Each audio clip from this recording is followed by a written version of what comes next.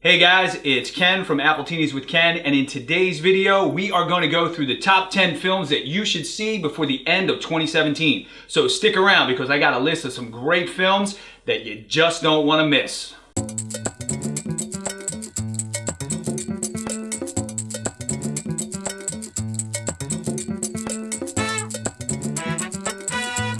Hey guys, and welcome. And in today's video, we're going to talk about those films, the top 10 that you should see before the end of 2017. But before we start, I want you guys, as always, to subscribe if you haven't, like it, and share this video everywhere you possibly can. On social media, with your friends, on Twitter, Instagram, wherever you can. And as always, guys, comment down below. If you have any questions, ask them. I'm going to be interacting with all the comments that come through, so don't be afraid to comment below and let me know how you feel.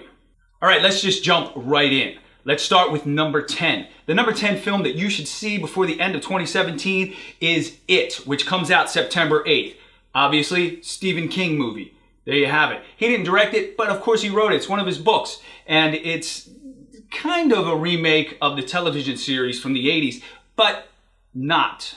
I've seen the trailer for it. It looks a lot more like Stranger Things, the hit show from Netflix. So if you get a chance, get out, see this. That clown looks pretty scary, and I know scary clowns. Check it out. All right, number 9, American Assassin. It comes out September 15th. It's got Michael Keaton in it, Taylor Kitsch. It's got Dylan O'Brien as a star. It has a Jason Bourne feel to it, but it's a little bit more about how he became the assassin. And something bad happens to him. Terrorists kill his fiancée on a holiday, on a vacation, and then he dedicates his life to fighting the bad guys. And he gets trained by Michael Keaton, who used to be a really bad guy and who now trains people like Dylan O'Brien, his character. So get out and see it. There's a lot of things blowing up. There's a lot of car chases. There's a lot of stuff going on, a lot of action, and it looks really cool. Number 8. The Disaster Artist. The Disaster Artist? What is that movie? Well, I'll tell you what it is. It's based on one of the worst movies of all time. The making of. Tommy Wiseau made The Room, and James Franco and his crew, of course, James Franco directs it. He stars in it. Seth Rogen is in it. Zac Efron's in it. Alison Brie is in it.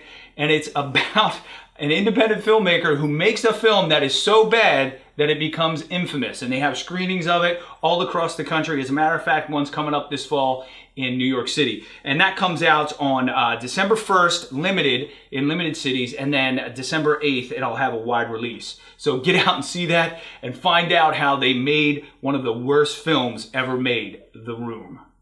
Number 7, Jumanji, Welcome to the Jungle. Comes out on December 20th. And of course, it stars Dwayne "The Rock" Johnson. Can you smell what The Rock is cooking? I mean, really, any Rock movie, you got to see it on the big screen. And this is not a remake, guys. It's totally different from the original, the Robin Williams classic. They're actually stuck inside the game, a video game this time. And it stars Kevin Hart, Karen Gillan, who, by the way, you might remember as Nebula in Guardians of the Galaxy, the first volume and volume 2. Also, Jack Black. And who doesn't love Jack Black? He's one of my favorite actors, one of my favorite comedians. Love him in everything he does. He's a funny guy. Get out and see that movie. Jumanji, Welcome to the Jungle. Number 6. Now this movie is, you're going to say, what? Why? It's not a new movie. Close Encounters of the Third Kind. They're re-releasing it after it has been digitally remastered in 4K. And I'm going to tell you right now, guys, it's Spielberg. I didn't see it in the theaters when it first came out. I didn't get a chance to see it until it came on cable, on my television set. But to see the visuals in this film, which are incredible, and the score by John Williams, to hear that in that surround sound in a theater situation, will be an incredible experience. So get out and see Close Encounters of the Third Kind in theaters. Comes out September 1st, and it may have a limited run, so get out and see it as quickly as you can. Okay, the number 5 film, Blade Runner 2049, starring Harrison Ford and Ryan Gosling. That's right, Deckard is back. After 30 years, Gosling had to find him to help him deal with the replicants.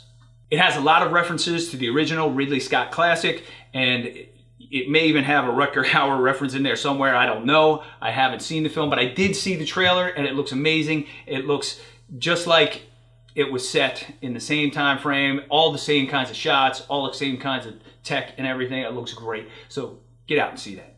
Number 4, Justice League, comes out November 17th. Now, I don't know about this film. I think from the trailer that it looks better. It looks better than the other offerings that the DC Universe has put out. Way better than Batman vs. Superman. You'll see Aquaman for the first time. You'll see the Flash. You'll see Cyborg.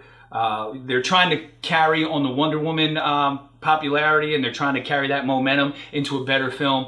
But there is a question mark because Zack Snyder had to leave the production, and it was taken over by Joss Whedon, who had to come in and finish up. And Zack Snyder left the project for legitimate reasons, and God bless him and his family for the reasons that he left.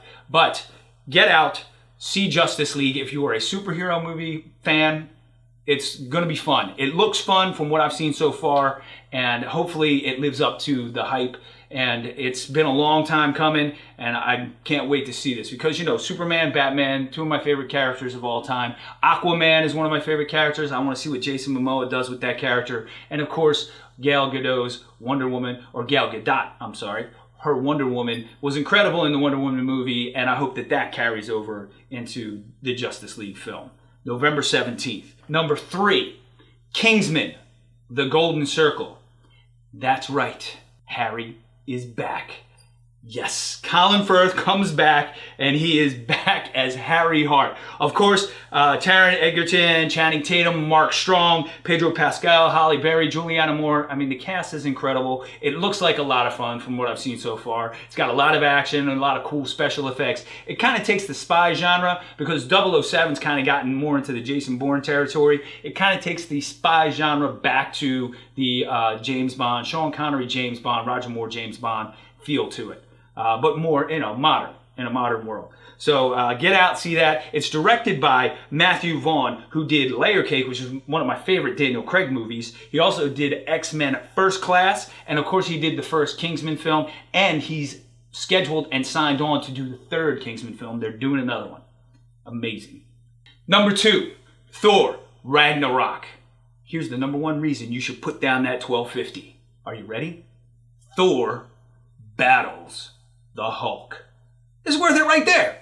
I mean, the rest of the movie looks really cool and it looks like a lot of fun too, but I'm telling you right now, Thor fighting the Hulk is worth the money that you're going to put down to see it on the big screen, to see all the special effects, to see everything going on. It looks a lot more fun than the other Thor movies, but you know what? I think Marvel's learned a big lesson from the other things that it's done in the past and really went full on to make this a great film. So get out, see Thor battle the Hulk. And number one, I think you guys pretty much know what it is. Star Wars, The Last Jedi. That's right. Comes out on December 15th. Yes, just before Christmas. And guess what? Luke Skywalker is back. I know we saw him at the end of the last film, but this one, he's in it. Does he become like Obi-Wan to Rey? Does he? I don't know. Maybe. Or does he turn to the dark side? Oh, there's a question. And of course, it is Carrie Fisher's last film. God rest her soul. So, get out, see Star Wars. They always make great films. They're a lot of fun. We love the new ones that are coming out. They're doing a great job with that. So, get out, see that film. One more thing, guys, before I go. Remember, if you didn't subscribe, please do so. Again, if you have any comments, put them in there. I'll get to them. I'll answer them. I'll interact as soon as I can. But one more thing. There's one more film that I think you should see this fall. I'm going to add it to the list. I'm going to make it our 1A film, okay? It's 1A. It's a little film called The Night Watchman. I don't talk about it much here at Appletinis with Ken. As a matter of fact, I can barely recall who's in it and or who directed it or produced it. But The Night Watchman, if you get a chance, it's going to be in a limited run in theaters coming up in October, early November. And then it will have its wide release November 21st. And you'll be able to get it on such platforms as Apple iTunes and Amazon. So that's 1A, The Night Watchman. That's my list, guys. Join me next time. Thank you for being here. I will talk to you later. Have an apple tea.